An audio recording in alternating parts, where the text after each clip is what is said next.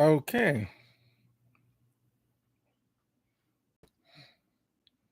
All right, I'm live. Wasn't live last week because I was sick. So I want to talk about, I was thinking about this recording and recording studios. And so I wanted to talk about recording studios. So um lighting, or was that just I don't know. So how y'all doing? Welcome. Uh, thanks for tuning in. What I want to talk about, thanks EA and Born Shamir. Um, what I want to talk about is recording and recording studios. Um, Probably get some feedback on this. Now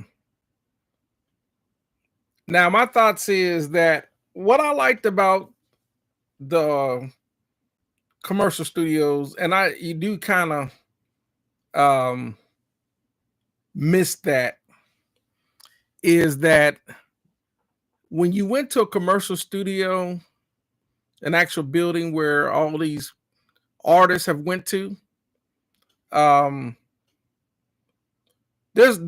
actually quite a few bit of there's actually some pros to that. Um, because let's say, okay, for example, let's say the Village, which is in Los Angeles, right?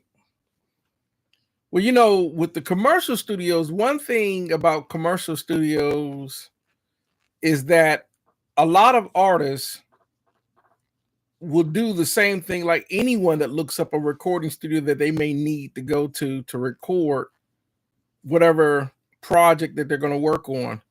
And most of the time, when you talk about these celebrities, they'll pick recording studios like the Village, or some of the more famous ones out there. And of course, these artists are working with producers, and a lot of times they'll have music engineer, studio engineers, musicians, and all that. And they look at these recording studios based on the gear that they have and can they make good projects and all that. And so when you went to these commercial studios, um, and you see all the celebrities that's been there, whether it had been anywhere from, it could be Mariah Carey that recorded there, it could be Beyonce, it could be, Rascal Flats, whoever, right? Um, a lot of times, especially these recording studios have multiple control rooms and live rooms, and they're, let's say this celebrity books it for a few months, and so that particular is closed off. But the object to allow you to be able to collaborate and come across, and maybe, let's say you wanted Beyonce to lay some vocals down on a project you're doing. That's some of the pros to the commercial studio, that you won't get that in a home studio, right? So, um, and so it's kind of like, can you imagine if music could get back to that level of caliber of where we're talking some of the biggest names that recorded at some of these studios out there. Can you imagine if you were working on your project at some of those commercial studios, and you walk in there, and before you know it, you see your name is among some of the greats that have worked at these recording studios? Um, it's kind of like you'll see. Can you imagine you walk in there and you got your gold or platinum album, and then you see Michael Jackson, you'll see Janet Jackson, you'll see Bruno Mars, then you on the same wall with these other celebrities, you know. Um, Sometimes um that's almost indescribable. EA said what EA said, the energy of the green rooms and historic spirit. Yeah, it's a motivational inspire. Yeah. Um it's kind of like a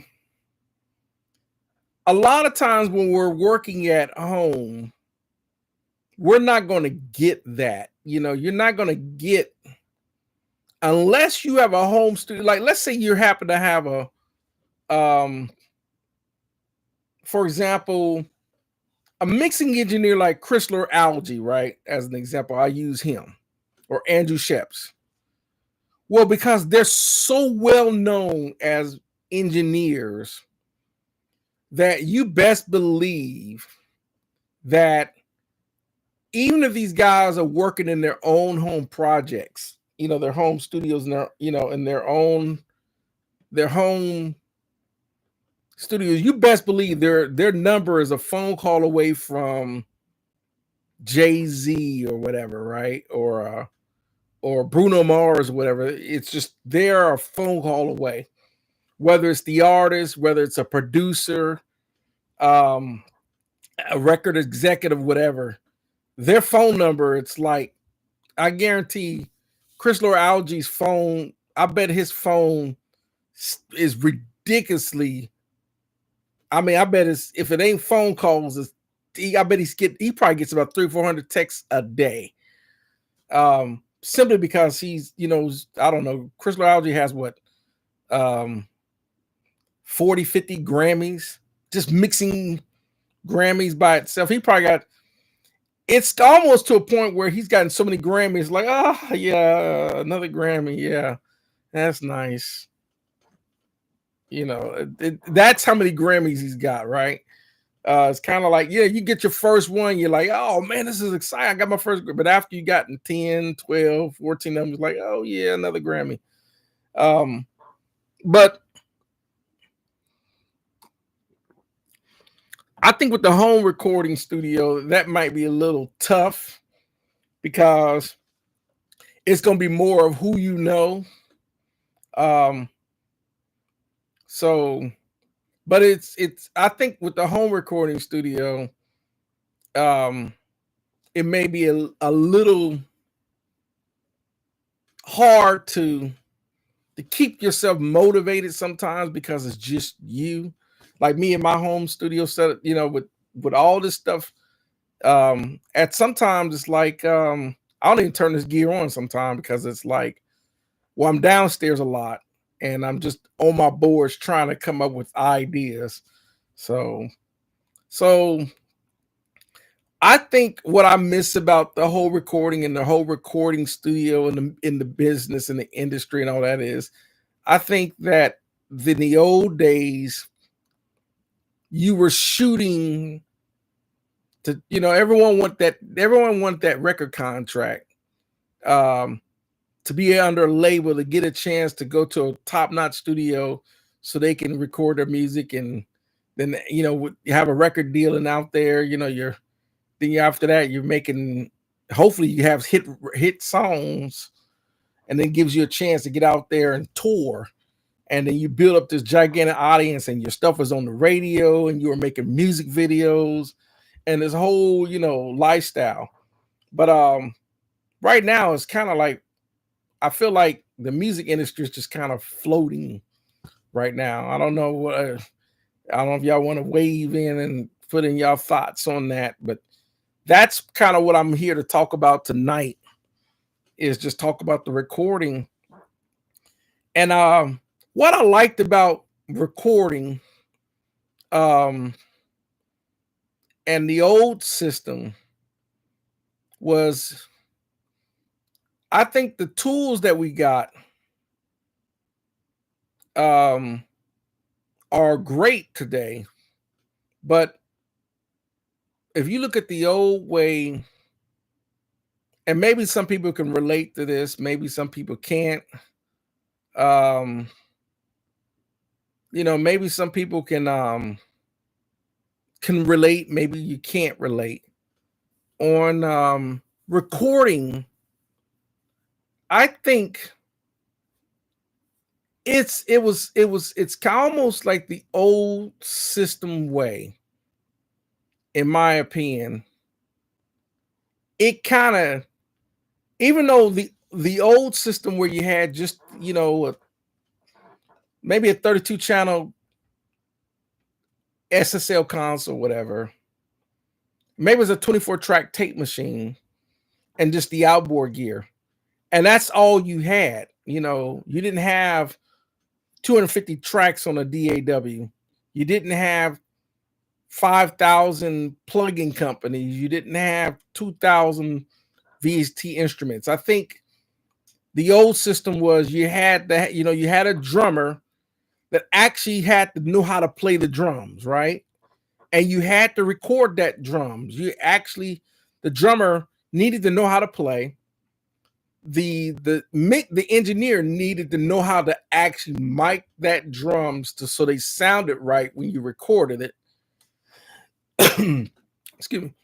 I think the bass, when you had a bass player, an actual bass player, you actually had a real guitar player, you had a real keyboard player, maybe you had some horns, maybe a trumpet, trombone, and a sax for a horn section. You actually, and then you had a lead singer and maybe some background singers. And with that band, it forced the band to be a creative to come up with this music that we listen to. It doesn't matter if it's rock, it doesn't matter if it's jazz, it doesn't matter if it's R&B, or whatever the case. And you actually went to the recording studio and you recorded on 2-inch tape and so forth. When I listen to music done like that, that's an energy to me that's just undescribable compared to just one guy creating stuff, with just software. So when I listen to, for example, when I listen to Earth, Wind and Fire, and I listened to where that was all the musicians were playing that, sometimes that you automatically pick up that energy even through the recording. Welcome secret secret school was it Secret Squirrel? Yeah, Secret Squirrel, Secret Studios, and Man Network, and I'm just talking about recording and recording studios. So, and you see, EA said I was a drummer for Sigma Sounds. It was around the late 90s that we started to lose work to drum machines. I think drum machines, even drum kits that come on keyboards, it has its place for certain music at certain times, but like everything, it's like, it's kind of like when you listen to drums, just a regular drum kit, from an actual drummer, whether he's playing a Pearl or a DW, whatever drum set, Yamaha custom or whatever. Drum machines, they do have a lot of interesting sounds other than your traditional kick drum sound and snare and toms.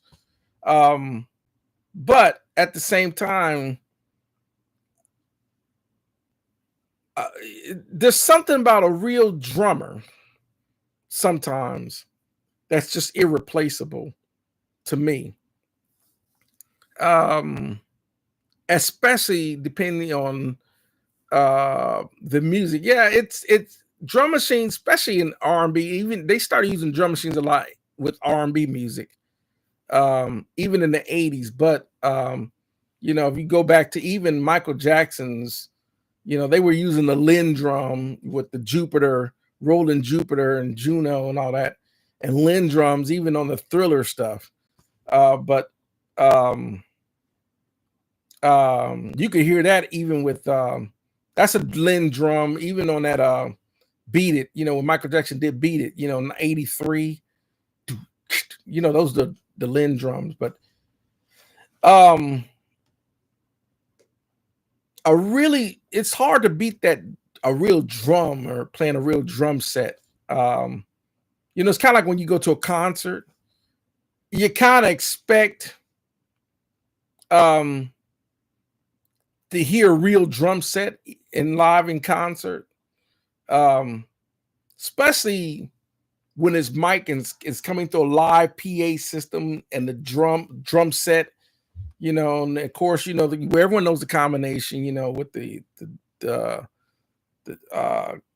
D1, I think it's a one D, a Shure D112 on the kick, and of course, you know, using Sennheiser 421s on toms, SM57 on a snare, you know, a pair of overheads and all that, and that's coming through a system. Um, that sound of drums mic like that, it doesn't matter what style of music. I don't care if it's country, rock, R&B. You know, that live drum sound is kind of irreplaceable to me. That's just, you know, how I feel about it. Um,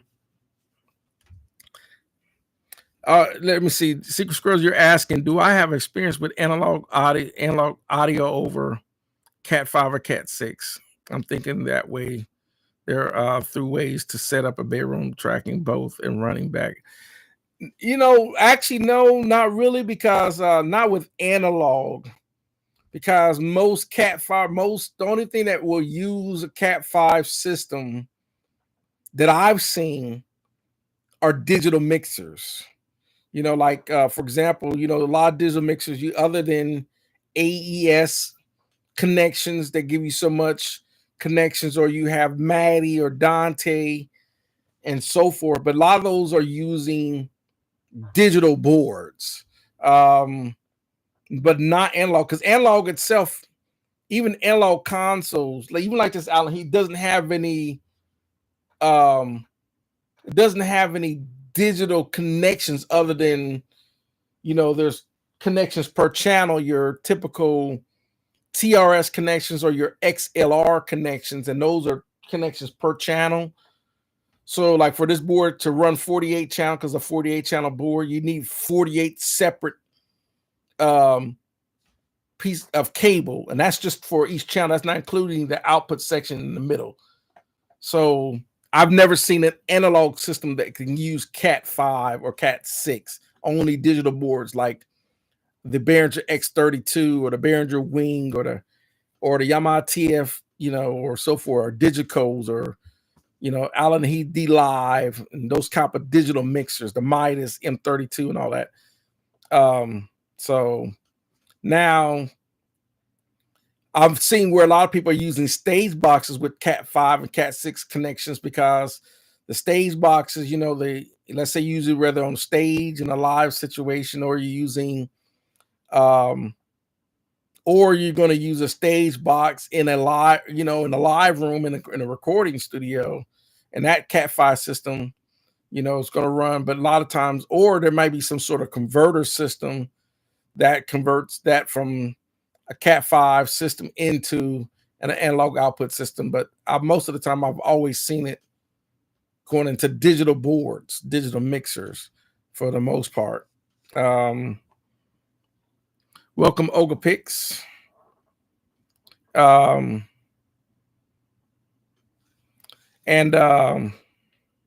so but yeah, going back to the recording, and the reason I'm saying, because I was looking at, I've said this time and time again, people probably watch some of the videos, Um, People watch some of the videos that I always talk about how everyone's moving into building their own home recording studio, um, because it's one, it's cheaper.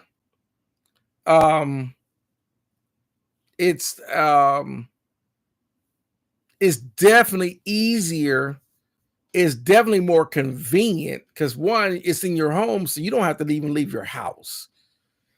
You could be in your recording studio anytime you want. You don't have to worry about booking that recording studio, because it's your own personal recording studio.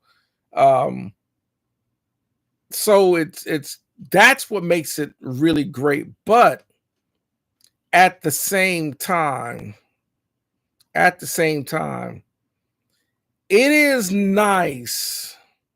Um, it is definitely nice to walk in a recording studio where you can look and artists like, let's say, Mary J. Blige or Justin Timberlake or whatever.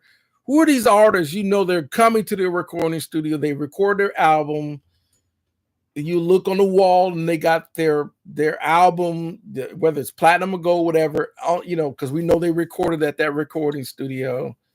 Um, and then you walk in there, and you walk in that live room or you walk into that control room and you see most of these recording, not every recording studio, um, is going to have an analog console. Some of them just have a studio desk. They'll have just the interface with maybe some outboard gear, big old monitor, and they're using Pro Tools or whatever. But some of them will have the analog console, an SSL or Neve console, and you walk in there, and then, of course, you look in that control room, and they have all this outboard gear. They got distressors, they got LA2A compressors, they got 1176s, they got, you name it. They got all the ubiquitous gear. And, and they have, you and I know, when you walk into those type of recording studios, they got the ATC speakers or Focals or Barefoots. I mean, top of the line monitors and stuff like that. That is also kind of like an indescribable feeling. That it's hard to replace that type of aura walking into a recording studio like that compared to, in your home. If you're doing this for yourself, you're your own artist and so forth. So, well, why media? Why by media just wrote, somebody retracted his statement, but I didn't get a chance to read the statement, but okay. So anyhow, so I think that sometimes even myself, you said my bad. So it's all good. Even like for me, I have a few celebrity people that I know. I don't know a ton of people, but I do have a few celebrity people that I know that I got posted on the walls and in the main hallway.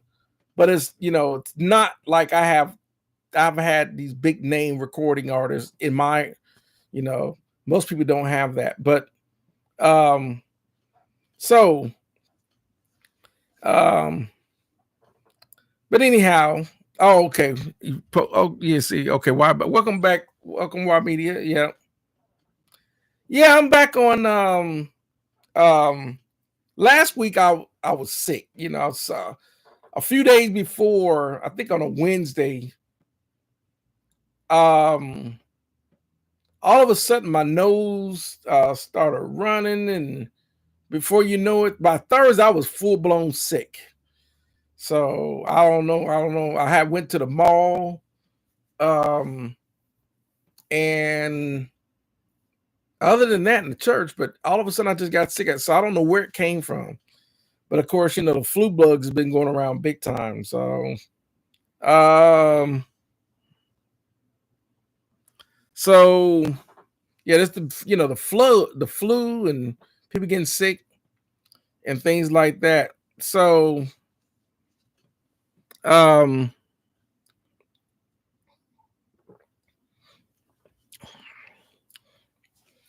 anyhow, so I think that it, even though recording at home is kind of like, sometimes even myself, um when you go into those recording studios, a lot of times those recording studios will have a main engineer, and they'll have a couple of two or three, maybe two or three assistants engineers. Um, and they're getting the studio set up to get ready to bring, this artist. Let's say the artist is coming in at, they're going to be there at 1300 about this military time, right? 1 o'clock, right? They're going to come in at 1 o'clock and they're going to record at 1 p.m. to like, and they got a book to like 1 a.m. So they got a 12-hour lockout, right? So they're coming in there to get ready to record. And then sometimes they have a couple of assistants, a couple of interns.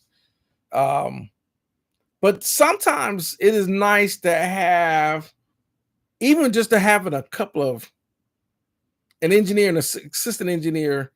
A lot of times, just getting that feedback, instead of just being by yourself, can be kind of motivating too. Instead of just always doing things by yourself. Like me, most of the time I'm always doing things by myself.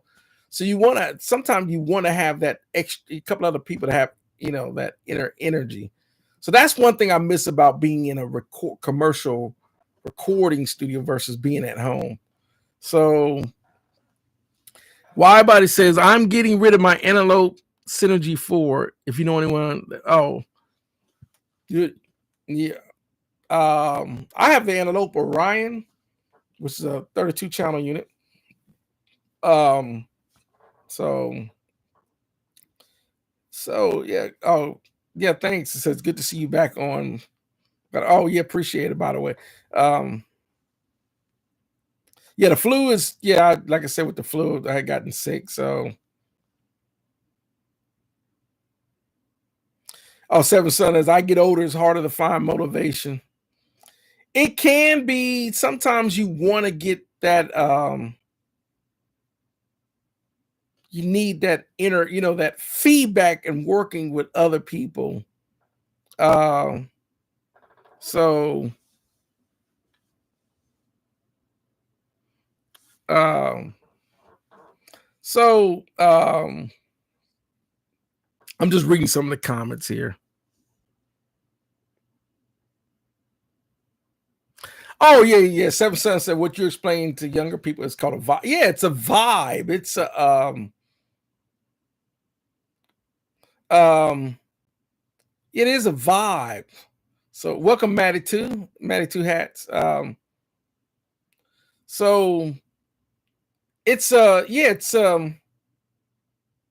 think that's like I said, I think the only, like I said, when it comes to recording studios, the commercial recording studios, the biggest downside out of all of it was the cost and the time limit. And most of the time, whenever people booked a recording studio, most people have to travel to that recording studio, and they only got it booked for so much time. Like for example, in Nashville, they have Music Row. There's a whole bunch of recording studios on Music Row, but then there is also Berry Hills. Berry Hills, it's a street called Pageant Lane. It's near Big Old Plaza. There's a guitar center there, but as you go across the street, you go into this little city called Berry Hills. Where Berry Hills is where they have nothing but recording studios in Berry Hills. It's like Blackbird, one of the Blackbird is in Berry Hills, along with Treasure Isle. If y'all ever seen Joe Correll, he's always doing a lot of stuff with Warren Hewitt, a Produce Like a Pro, and so forth. Well, there's Sputnik Sounds. That was when Vance Powell, him and John McBride were working together for years before Vance Powell decided to open up his own recording studio, which is actually on the same block, but he called it the Sputnik Sound. So if you get, there's Andrew Masters and a lot of other, YouTubers, they go to these different studios, but Barry Hills is pretty common for recording studios. But what's nice about just going into that commercial studio, once again, it is a vibe. It is an energy. It's that's it is kind of irreplaceable. And it's hard to get that sometimes working on your own in your home. Some people are super motivated all the time because they're working in their home recording studio, but it really, really, really, really depends. Like me, even if I have just one artist, that just gives me some motivation to want to record. But when I don't have any artists, then it's kind of like, so that's kind of, so I don't know if some people probably here on the channel probably gotten a chance to go on to one of those type of recording studios and gotten in that vibe. Some people haven't. So let me see. So let me see okay.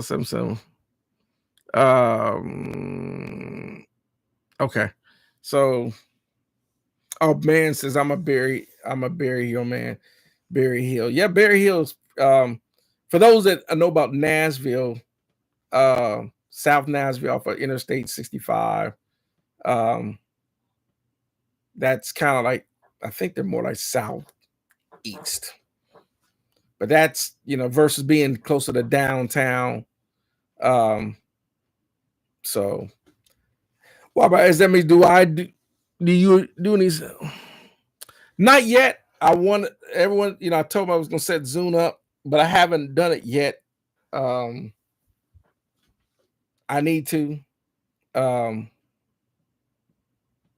So I haven't done, yeah, exactly. Or do I do a Zoom at all? Not now. I haven't done any sessions in Zoom. But last artist I did was, of course, it was here. A person was a female. Worked on a Christmas album. That was the last time. Still got to redo a couple of vocals again. And that's it. Other than that, it just needs to be edited, mixed, and mastered, and it's ready. It's definitely getting put out this year, for sure. So,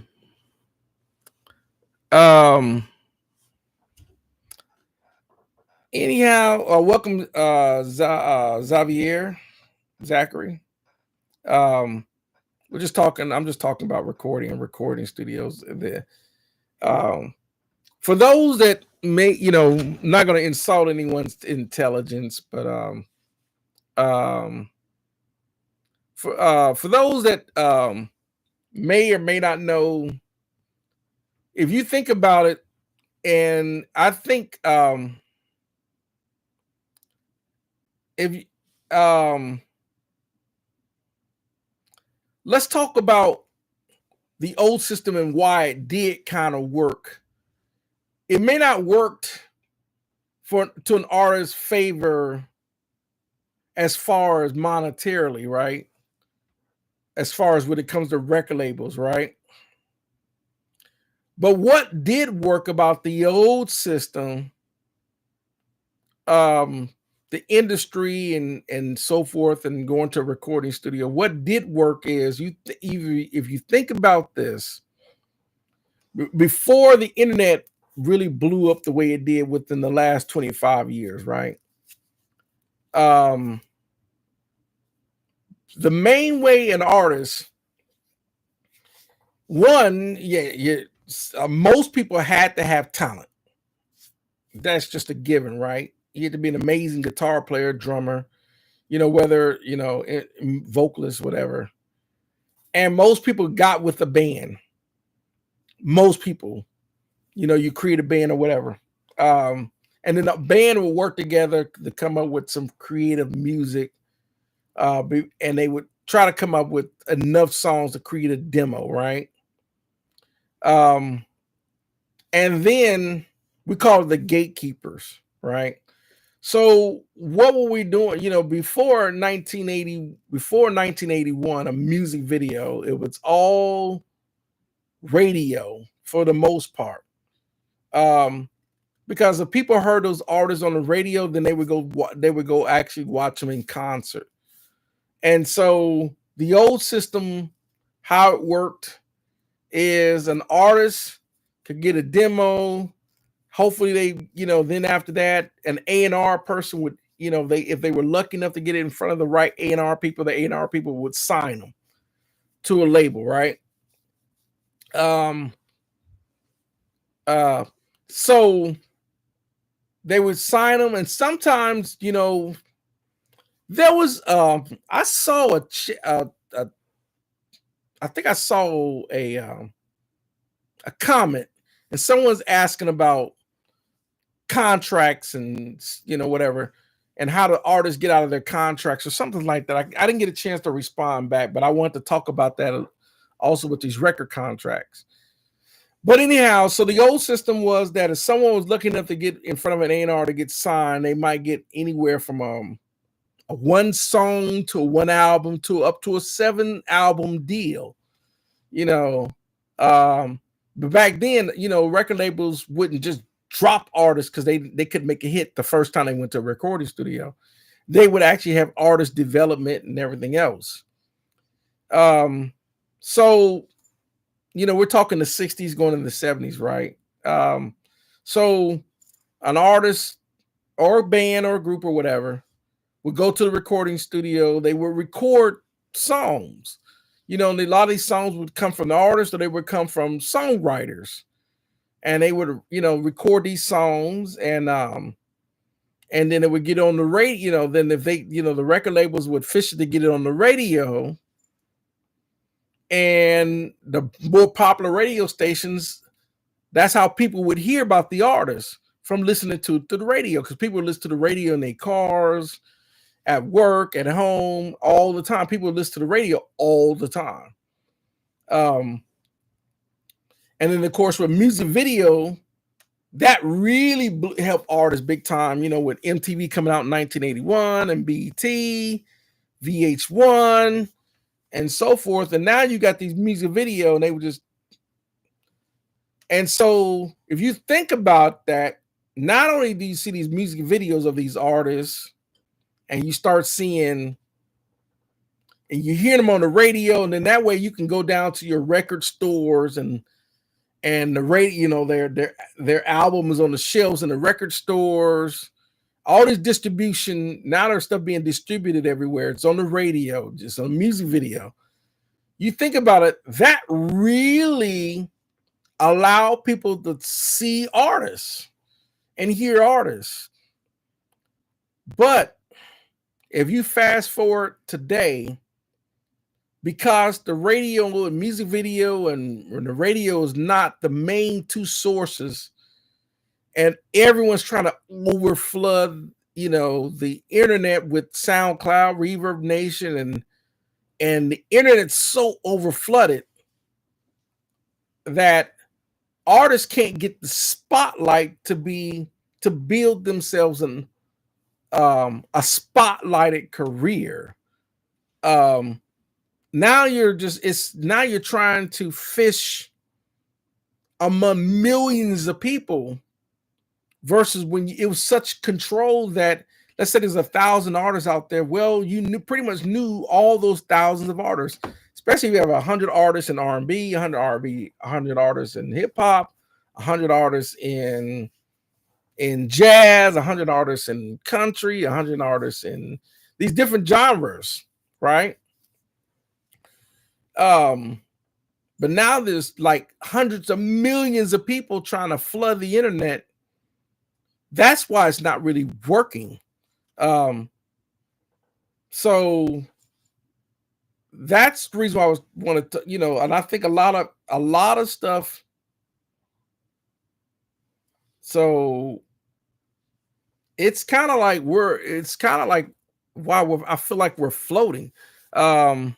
So welcome, man. I'm just talking about recording and recording studio in the industry. Oh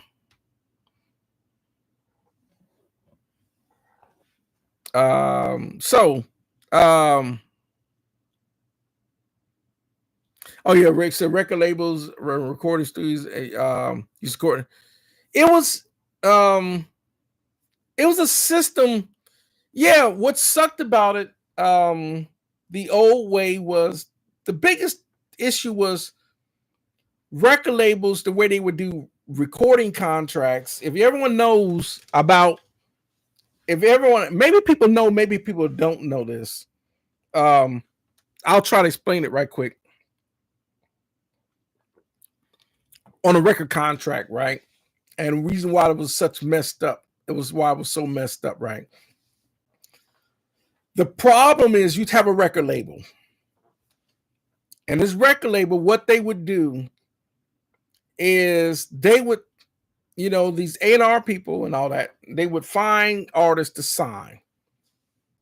And the record, maybe the A&R says, okay, well, we have so much money we can advance.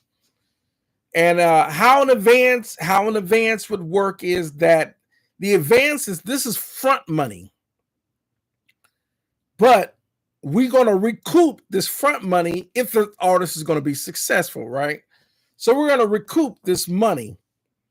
But they would come up with all kinds of all this stuff that was in a record contract. Tour support,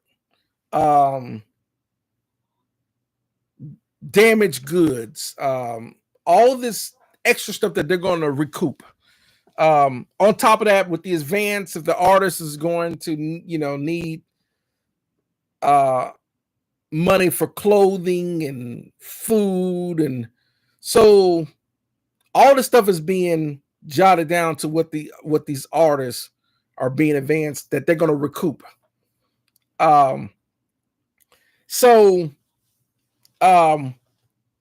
If you understand this, an artist may or may not write a song, right? Now we know a song is nothing but a composition, right? It's a composition.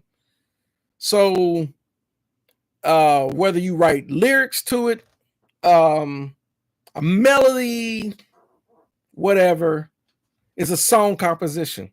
Now, whenever you listen to a recorded music of a song, you're listening to a sound recording of a song composition. Believe it or not, whenever we listen to music in these songs, we tend to say, okay, it's all one thing. When actually, when you're listening to music in these songs, you're actually listening to two separate things. You're listening to an arrangement, which is a producer or the musician's interpretation to a song composition that, basically someone's idea, so that's why there's two copyright forms, right? You have an SR form and a PA form, because you're listening to someone's song arrangement idea of a song composition. So that's why you can have a remix or another version of the same song, and even though they could be two totally different arrangements, the song composition itself is still the same. It's kind of like listening to Stevie Wonder's Ribbon in the Sky, then you listen to Intro's Ribbon in the Sky. Well, Intro's version of Ribbon in the Sky is a totally different arrangement than Stevie Wonder's. Even even though Ribbon in the Sky itself is the song.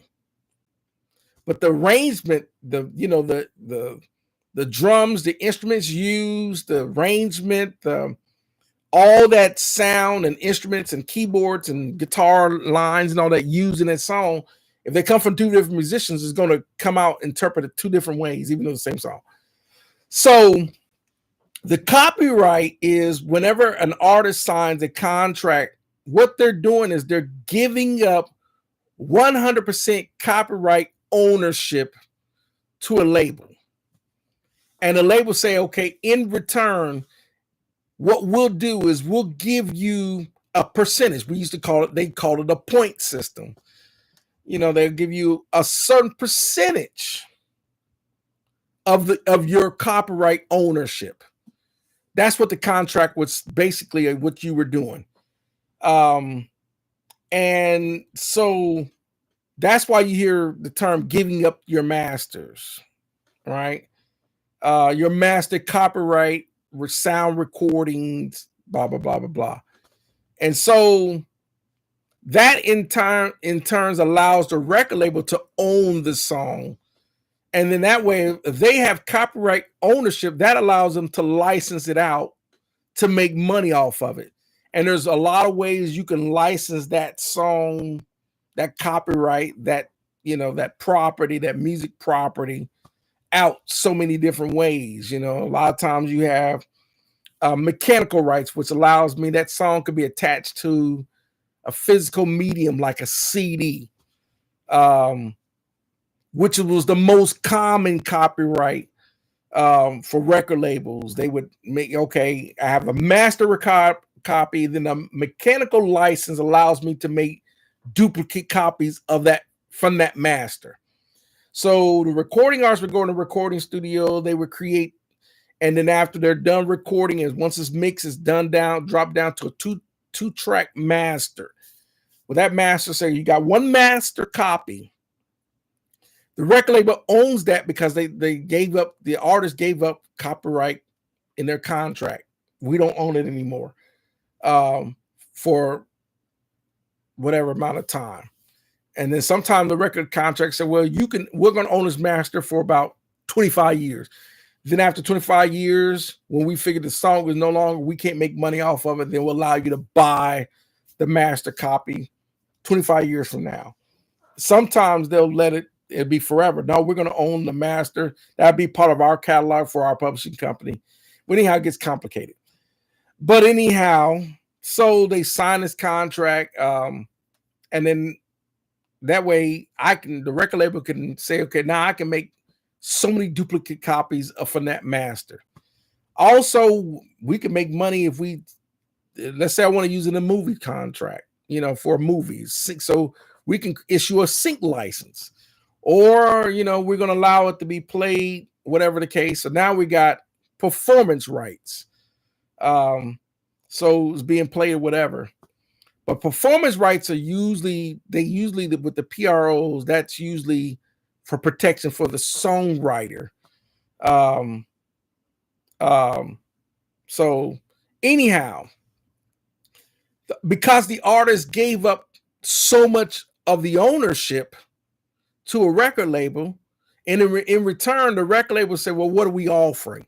We're going to help you get on radio stations and all this, and we're going to help you get all this promotion and exposure that you may not been able to get on your own. So but now with the internet, an artist can create a YouTube page and Twitter accounts and TikTok videos, and they can do so much stuff that the traditional way, where the record label would sit there and help them get on the radio, video, because they would actually fund all this advanced money that this artist didn't have before. So, and in return, now that artists can have they just own their own stuff all right. You don't really need a record label for that anymore, because you can get on YouTube and get 1 million views. 1 million people then saw it. That the old system, the only people would see is basically by VH1 or MTV or whatever. But now with YouTube, 1 million people can see it now. So that's what makes it's kind of like a two-edged sword. The old system kind of worked because a lot less people, but a lot more that allowed a lot more exposure for these lot less people. But now you have 1 million people. Not all 1 million people can be seen because it's just 1 million people, millions of people. So we got some more. Let me see. I got some.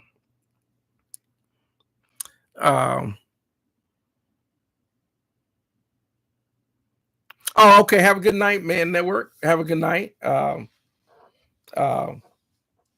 I said, I'm just talking about the industry. So the record contract, that's really boiled down. So whenever it came boiled down to a record contract or a record deal,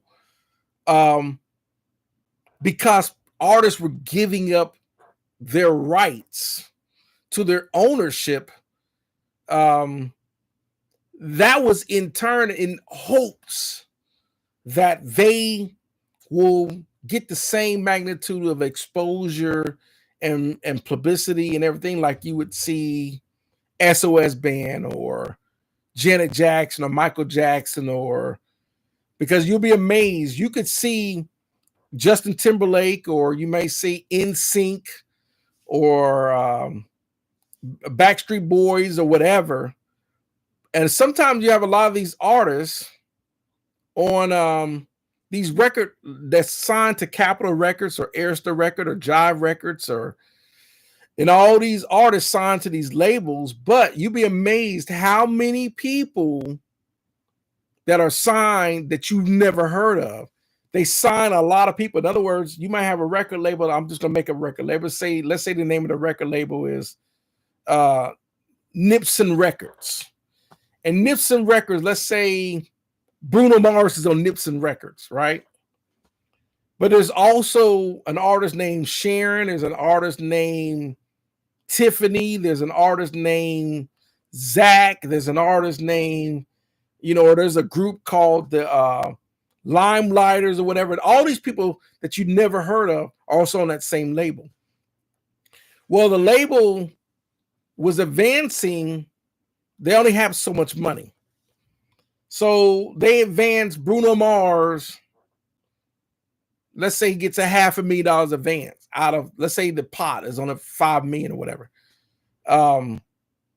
Bruno Mars has, let's say he has, for his copyrights that he gave up, let's say he's got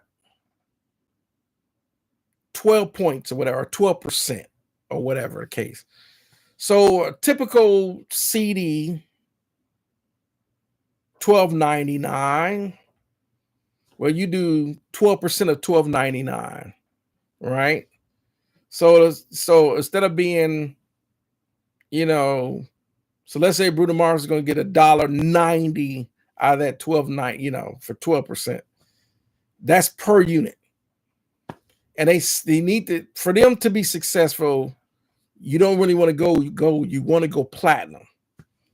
So that way, $12.99. So that way the record label then sold 1 million units at $12.99 a shot.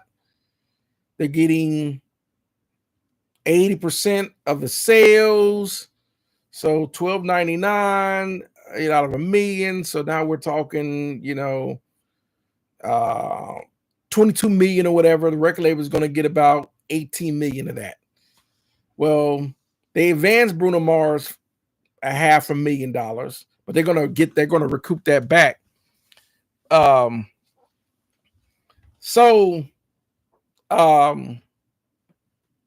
you got the tour support and all these other stuff that they're going to recoup back. But Bruno Mars realized, wait a minute, we went platinum. You look at Billboard, because they went platinum, they got a certified platinum award from the RIAA. And now, wait a minute, We went platinum, but we had to pay back the label $10 or $15 million in recoupment. And we still got to pay our artist manager, our lawyer, our road manager, our business manager, and all this other stuff. So that's what made record labels shady. Because a record label, you know, and the record label was like, well, wait a minute. We know we got Bruno Mars on Nipson Records, but we still got Sharon and Tiffany and the Limelighters and all these other artists, which is the cop out because they're not putting advance money. They're not, you know, they're not putting. This is why artists would complain about they're signed to label, but we're not getting the attention to get our stuff pushed like Bruno Mars is. You know, what about us? You know, we feel like we're being shelved. And in some instances, some artists like, well, yeah, y'all not putting out good as music as Bruno Mars, which is kind of, well, if you don't, it's kind of like a double-edged sword. It's kind of like, well, if you don't help us with the publicity and help us get on the radio and all this other stuff, how do you know how you know the audience is going to like the Limelighters if they don't get the radio play? You don't know. So, but anyhow, sometimes the record labels can be saying, well, yeah, we know that, but yeah, because we just don't feel that y'all, you know, there's no energy with the Limelighters, whatever, so we're just going to drop that artist or whatever. It becomes, yeah, that's how the music industry is something else. So, welcome Screech. And let me see, Wolf, what was that? Wolf over 789. Welcome. EPD 445. I don't know what that is, but okay.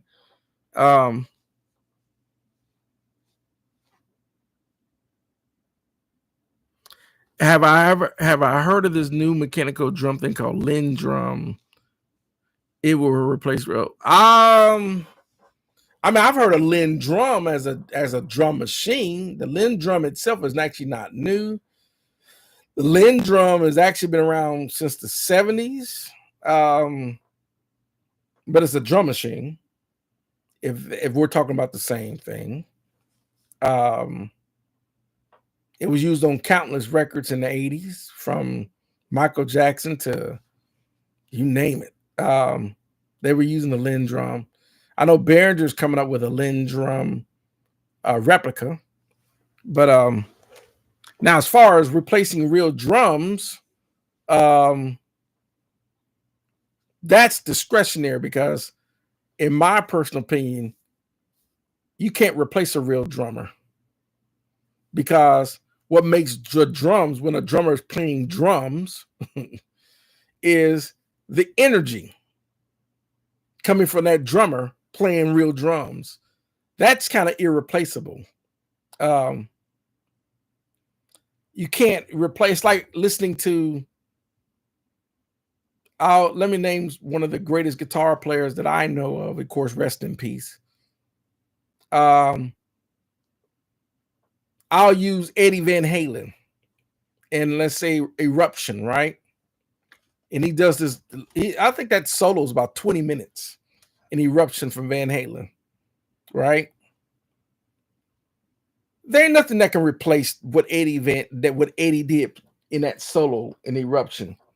If you're not sure, if you don't know what an Eruption in the solo that Eddie Van Halen plays in Eruption in the video, just YouTube search it. Eruption with Eddie Van Halen. That can't be replaced.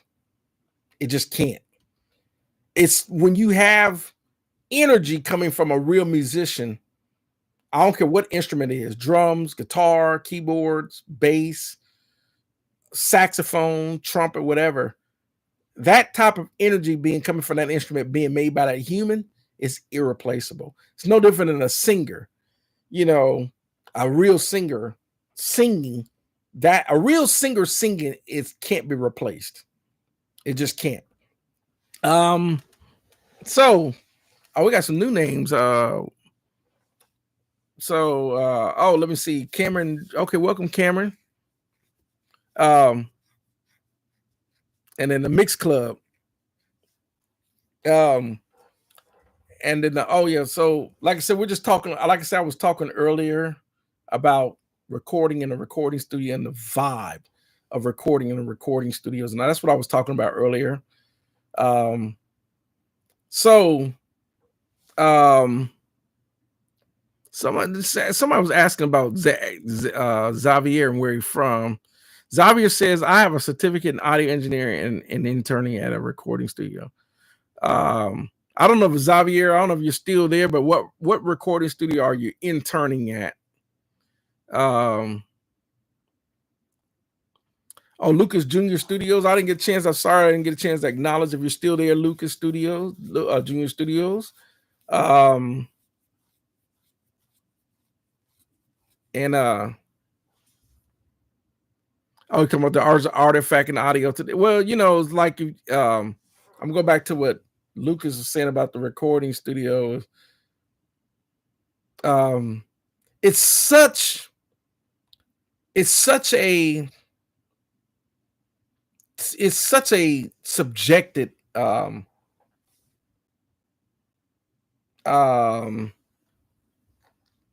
opinion about music today and all that compared to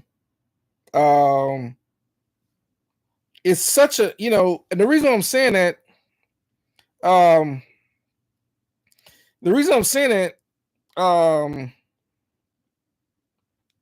is because so many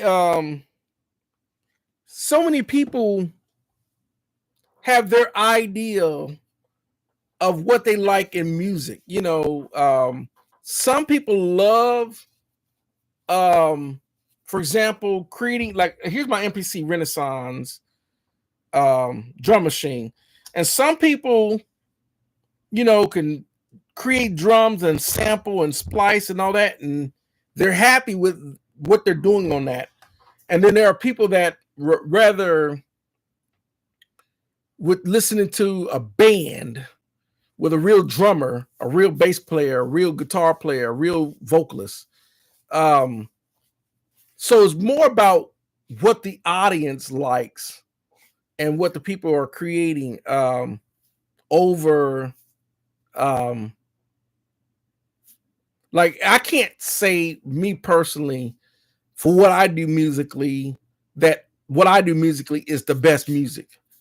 That would be biased.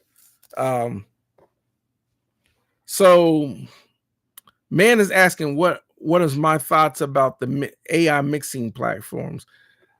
I haven't looked at it because I don't want, there's certain things that I just don't want a computer replacing over a human. I just, whether it's recording or mixing or even mastering, I just don't want a computer. It's kind of like, yeah, there's AI. Let's say, for example, an AI singer. And AI can create a singer and probably would have a female or a male vocalist, and they can sound like a real human, the emotions and everything else. But if I want to see that, one thing about AI, because they're not human, you'll never be able to go see that AI in concert. Some people may say, well, no, I can create this big, gigantic generated screen. It's kind of like, well, why would I want to go see why would I want to go see a giant screen in concert? I can stay at home and watch that screen AI at home if that's the case. A lot of times when we go to these concerts, you see real people and these real artists are really actually interacting with the audience. That's irreplaceable. So it's the same thing with I don't want AI. I don't feel that AI, and that's what you got, people that are trying to replace people with AI. And I don't think that you can, there's something about a human, interaction that's irreplaceable. So, it really depends.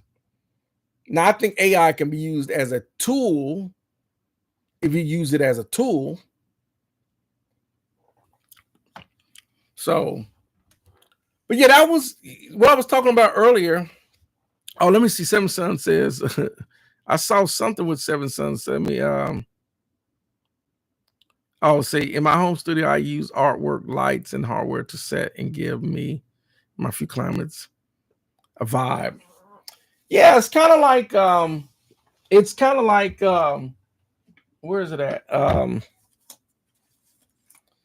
Yeah, it's kind of like, yeah, you can get a vibe. Um I don't have any fancy but I guess I could, because I put these digital lights in here.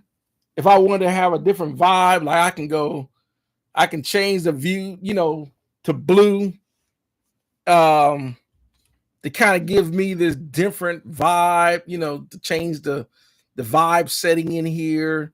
I can change the blue, or I might want to change it to, like a lavender color, or, maybe, change it to an orange, or, or whatever the case, or maybe this kind of, to change the vibe in here a little bit, or maybe I want to, maybe a yellow, something like that. So it really depends, but I do change. I got like, sometimes the different artwork and lights can really change the can really change and give your creative flow too. So, yep. So let me says I'm 59 and when I was young, you gig 45. Yeah, yep. You're a little bit, I'm not that much younger than you are. See, when you're 59, yep.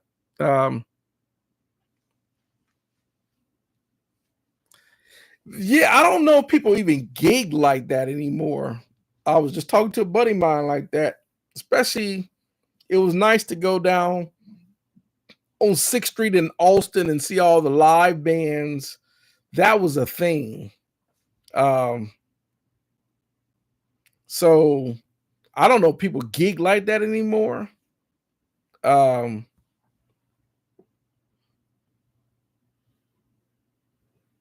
Oh, so let me see. EA says most of it was designed. Let me see. Did I miss something?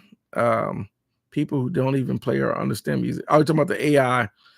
Well, of course, because anyone, if you're talking about AI and programs, why would someone who understands music and all that, why would, no one would create, someone that's a human wouldn't create an idea that replaces a human. Most humans, if you're into this type of work, want to work with other humans. Can you imagine if you want to work? Well, I'm going to collaborate with my PC on some AI music. Why would you can't? It's because it's computer. Let me see. Kevin says, I don't listen to Drake, so I haven't. I just don't. I'm not, if it's a lot of hip hop guys, I really don't listen to. I really don't listen to pretty much any hip hop people. I just don't. Oh,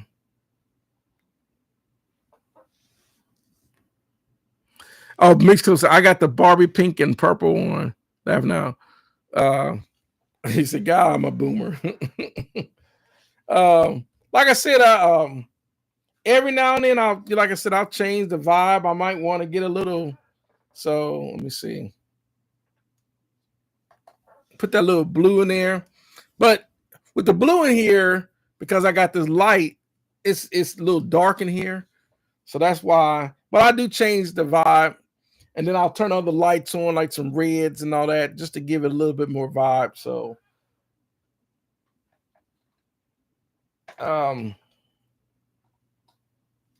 so,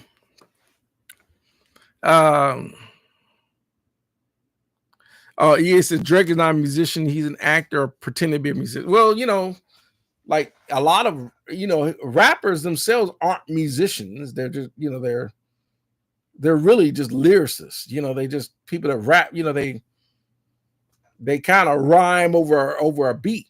They kind of, you know, they're speaking over a beat. Really, a musician is like a guitar player that can actually play guitar. You know, or a drummer that can actually play some drums, or a bass player can actually play bass or keys. That those are musicians, not someone that because they can rap. A rap person that can rap is not a musician, you know, unless they actually know how to physically play an instrument. So, um, William, welcome, William. Um,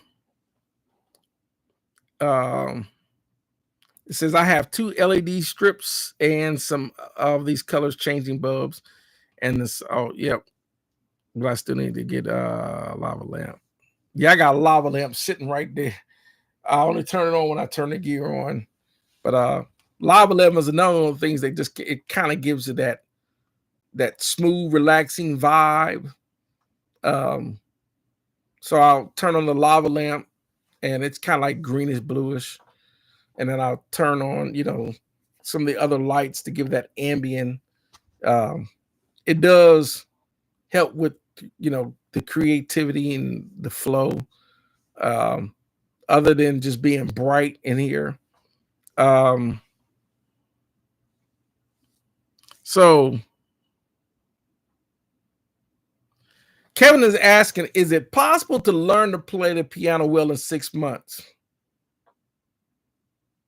All I can say is it's possible to learn the keyboards in 6 months, but to play well,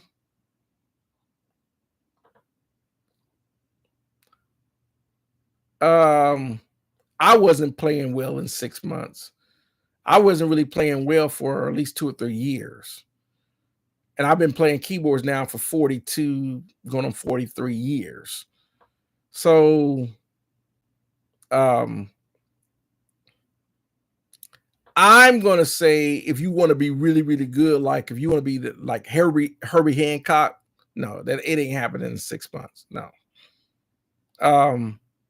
But you can learn the basics in about 6 months. Man says, but Drake's uncle created the bass slap. I didn't know that Drake was related to Larry Graham. Because Larry Graham created the bass slap. He's also Graham's sister. Graham, you know, Larry also played bass with Sly and Family Stone. So that's the first I've heard of that. So I don't know that Drake is related to Larry Graham. Asthma by Design says, what is well? It's all good. Let's see.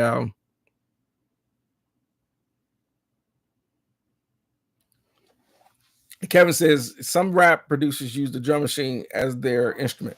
Well, the drum machine itself, like you know, like I got an MPC Renaissance right here. It's an instrument.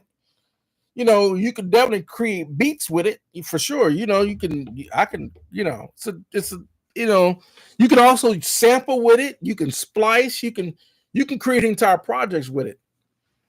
But I'm not saying that it's not an instrument, but a musician versus just creating beats. You know, now a drummer playing the drums is also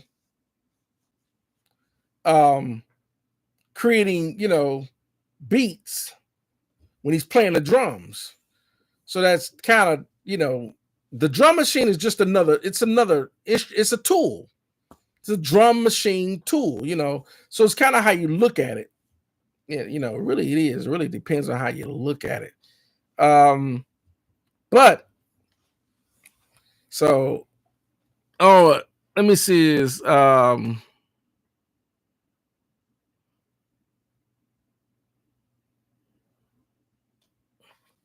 see Asthma by Design, Jan Hammer, lots of funk and pop. Yes, if you're willing. Okay. William says Aubrey Drake Graham. That's his name. See, I don't follow Drake, so I wouldn't know. I'm not into Drake, just like I'm not into Lil Wayne. That's why I don't understand the whole Kendrick Lamar Drake feud.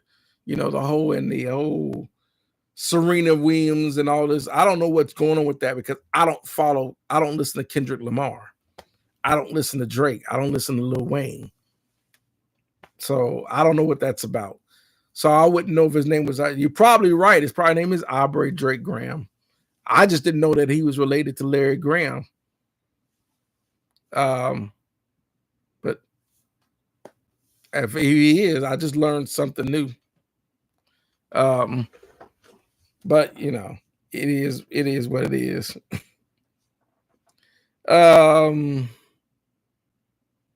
It gets with his father, Dennis Graham, is an African American drummer from Memphis, Tennessee, who once performed with music Jerry Lee Lewis.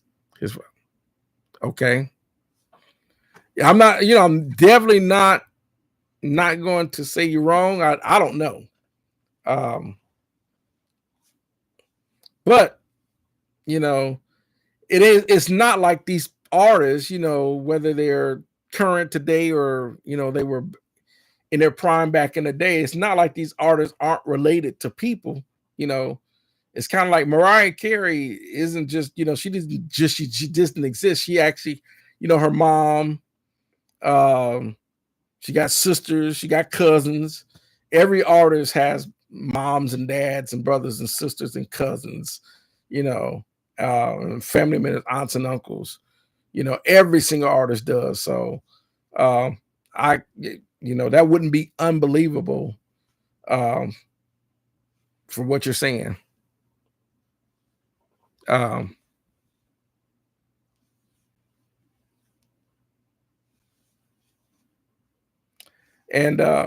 says a lot of people in the music industry are related.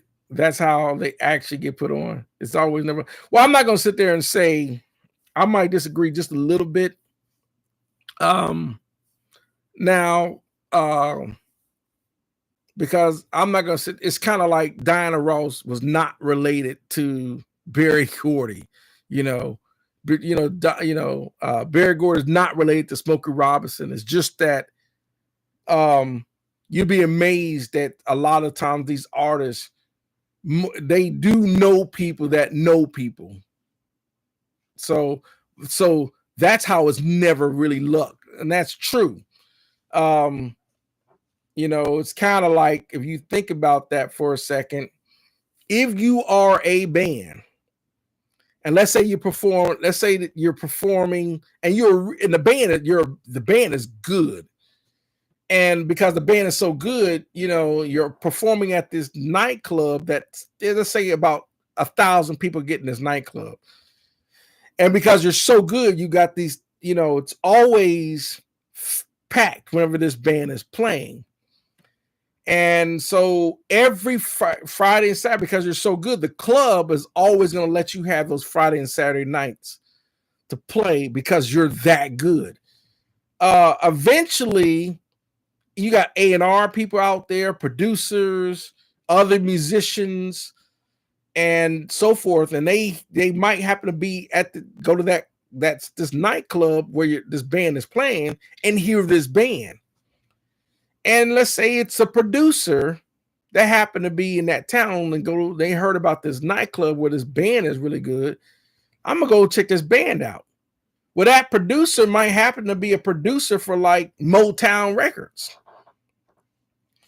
And he's like, man, I went to this city in whatever the case, let's say it's Dallas.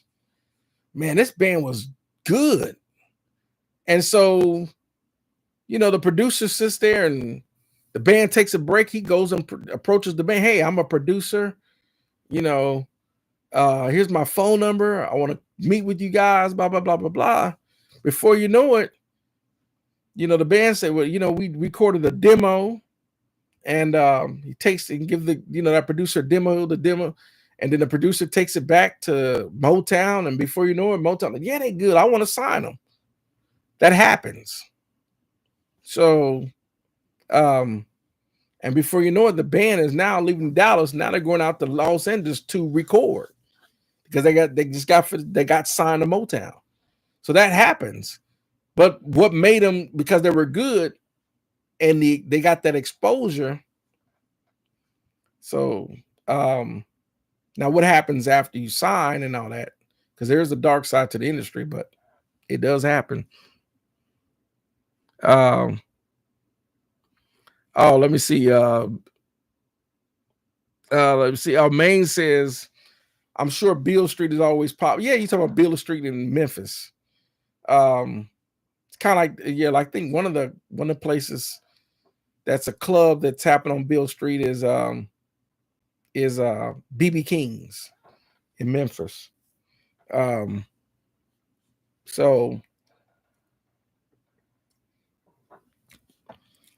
and once again, you never know when these people that know people may be out and about, because Beale Street's a popular street in Memphis. So he might happen to go see this. It could be an artist, it could be a band, it could be a group performing on Beale Street, and they hear them. And before you know it, now they're going to Los Angeles or New York or DC or whatever to record, or whatever the case. Or let's say they did a project in their own home studio, and it's good. The music industry is so you know there's so many routes and avenues and things that could happen for people. So, but I was talking about earlier. I was talking about earlier about the music industry, and I think that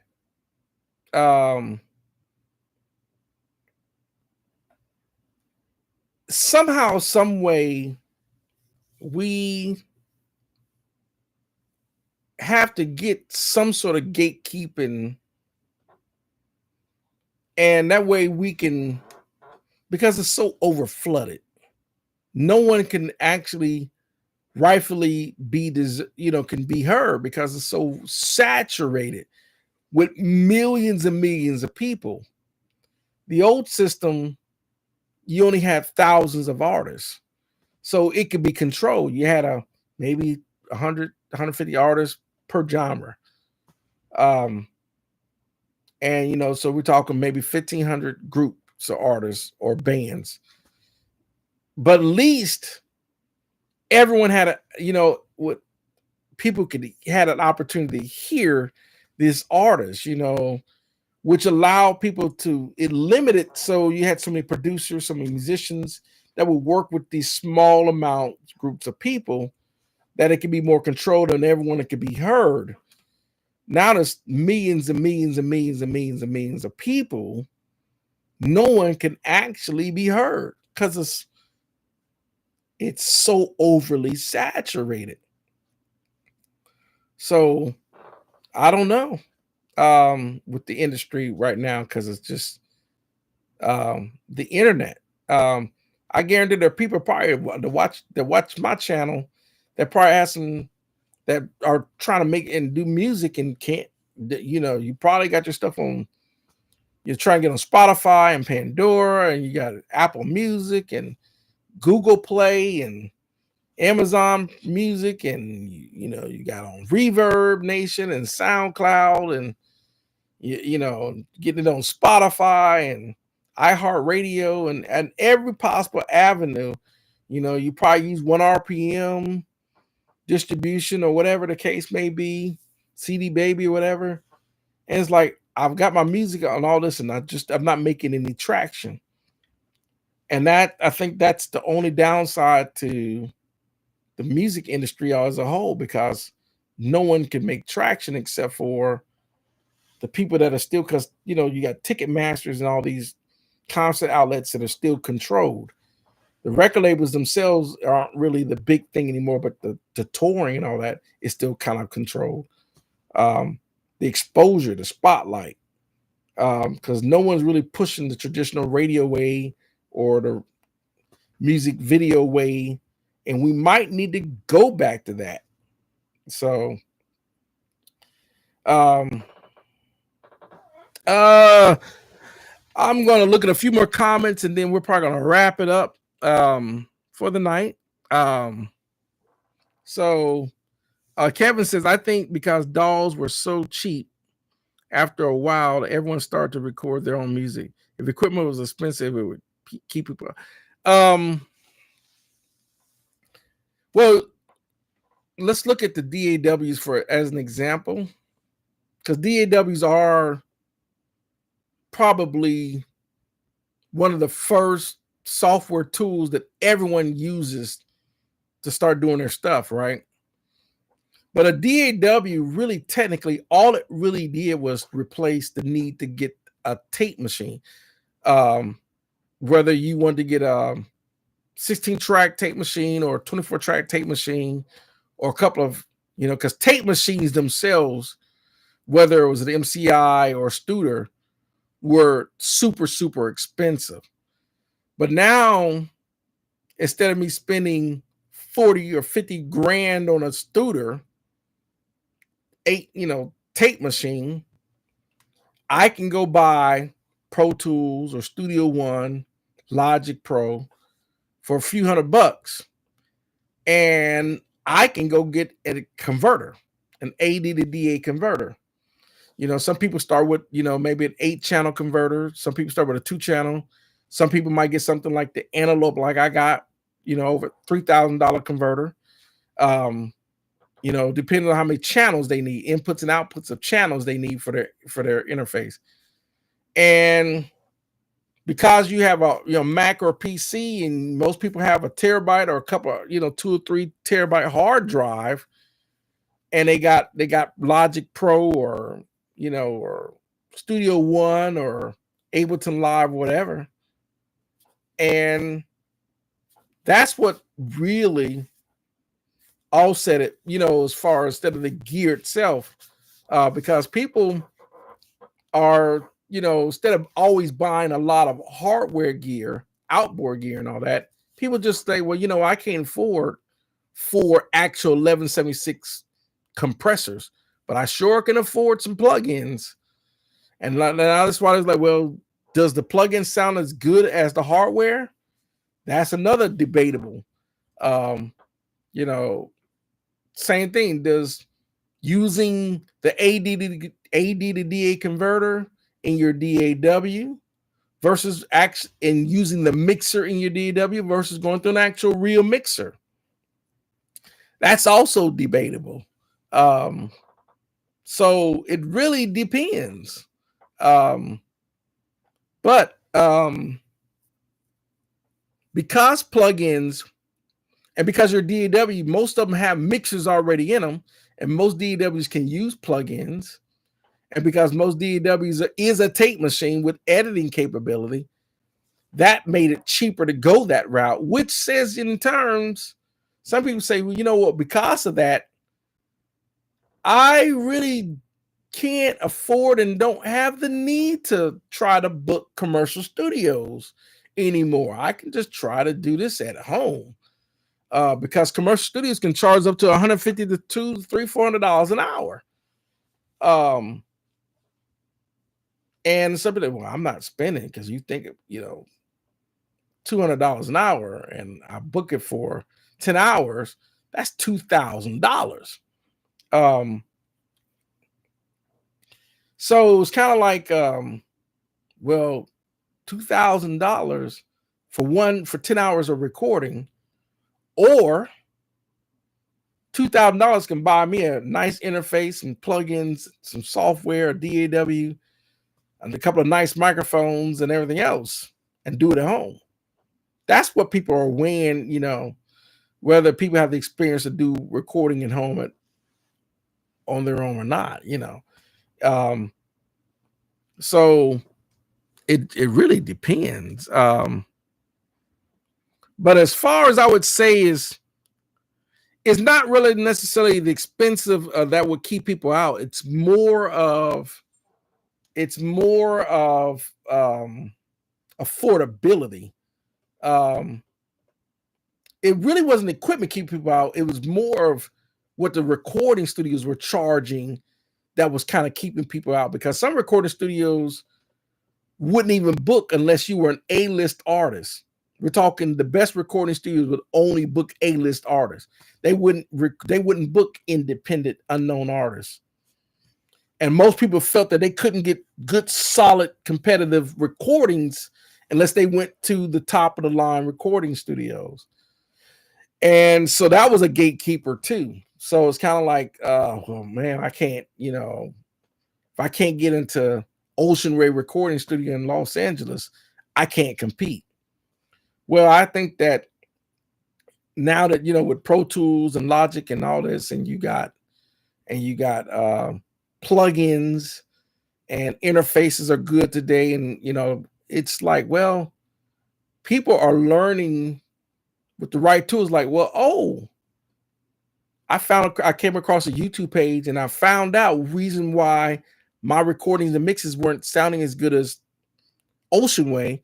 Well, I didn't realize that I do need to set up, when I make my tracks, I need to set up auxiliaries, and I do need to set up buses, and I do need to put my effects all on my auxiliary channels, and I do need to set up bus compressors on bus channels in my DAW.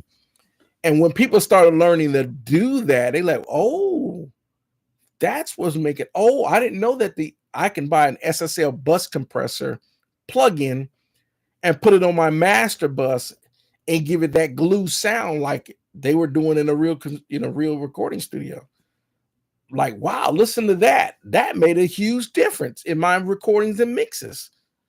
People are learning to do that now. And because they're learning to do that, they're like, oh, that's the missing ingredient. So now, like they would do in a real recording studio, like me, I have all my main instruments on these 24 channels, but I also have effects and buses and auxiliaries. Well, I'm doing that in my DAW as well. And I'm like, oh, listen to that. Because your DAW mixer and your audio interface is going to respond how you set it up. So if you set up your mixing console like an actual Neve and the SSL console, if you set up your channels that way, you'll be amazed how your interface will sound like an analog console. Some people didn't know that. But if you didn't know that, now you know. So let me see. We got LPR Sound Foundation he says, plus the listeners are being dumbed down to think that an MP3 through earbuds sound. Yeah, it's kind of like almost like it's psychology to it. Like when I have a set of Cerwin Vegas and a sub here and a set of three-way speakers. I also got some Infinity speakers, but I actually have an actual stereo rack. And when I listen to music through an actual stereo system, I almost hardly ever, I don't really listen to earbuds because it doesn't sound, you don't hear the full spectrum of the song and the music like you would coming through an actual stereo system like I have here. But because I'm old school, I can definitely hear the difference. But I think that it's the same thing when you have someone listen to music through the speaker of their iPhone or their Android. They've gotten so used to listening to that, they don't realize that you're not hearing nowhere near how the music is supposed to sound listening through that tiny, cheap speaker on your iPhone and Android compared to the actual real stereo system. It's like, can you imagine watching a movie and listening through your speaker on your phone and then listen to how it sounds when you actually go to a movie theater? When you actually go to a theater and listen to the music through the sound system in a movie theater. Now think about it. You go back and watch that same movie through your speaker on your Android or iPhone, it's not going to sound good. Once you listen to that same movie and watch that same movie in an actual movie theater, you're not gonna want to listen to that speaker system again on your phone. That same movie, it's not going to have nowhere near the speakers, way too small to hear the dynamics, the low end, the subs, the rumble, the feel that you feel when you listen to a movie theater. So that's the psychology, and I think that's one of the issues. Listen, that's a good topic to talk about, is just listening media. Are you getting the same experience? And most people, if you got, it's kind of like you can drive a 250 horsepower V6 car, and it's going to feel super fast to you. 250 horsepower V6, it feels peppy, it feels fast. You know, you're like, yeah, I got this, this Infiniti G35, and it's a V6, makes 275 horsepower, whatever. Yeah, it feels fast. You hear the exhaust until you jump into like a Corvette Z06 with 650 horsepower. Then you realize, oh, that my little 350Z is slow when you ride in the Corvette with 650 horsepower. That little G30 Infiniti G35 feels super slow after that. That's kind of like the best scenario I can give. Let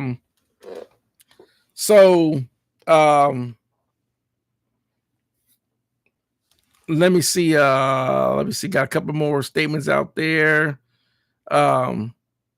Kevin says, yeah, I started doing that when I heard you talk about it. My mixes came out way clean. Awesome. That's awesome. Yeah, it does. It's when you set your mixer right in your DAW, you'll be amazed the difference it can make. The object is to make your mixing console in your DAW. You want to do it like it's done on a real console, like they do in a commercial studio. That's how you're going to hear the difference in your recordings and mixings and all that. Also, Maine said it's also about surround sound, and it's all based on what you're hearing, And of course, LPR says Dolby Atmos, which is a new system of recording, is Dolby Atmos. Atmos is a whole new. You have to have the right speaker system for the Dolby Atmos setup. Which is basically, I consider Dolby Atmos more like a surround system it's like an ultra surround system. So alrighty, I'm gonna wrap it up. It's been great. I like doing these live chats. They're fun. They're always fun to do this, and like I said, I appreciate everyone that tunes in. And like I said, I'm just kind of generalizing because I really wanted to talk about recording techniques as well, like miking drum guitar cabinets and miking drums and all that. But we'll talk about that in the next live stream. But I just want to talk about recording in general. But I want to thank everyone. Once again, I'm doing this live stream. Just want to thank everyone. Like I said, last week I was sick, so I didn't get a chance to do it last week. But I appreciate everyone. And I hope everyone has an awesome enjoy the rest of their Sunday evening. And until we do this again, it's all good. So I came in late. I'll catch you next. Yeah. I'm trying to be consistent with this, but I'm not always consistent with these live streams. So thanks for everyone tuning in, and we'll see you next time on the live stream. And I appreciate everyone, and enjoy your recording, and happy recording. Y'all have a great night, and we'll see you next time.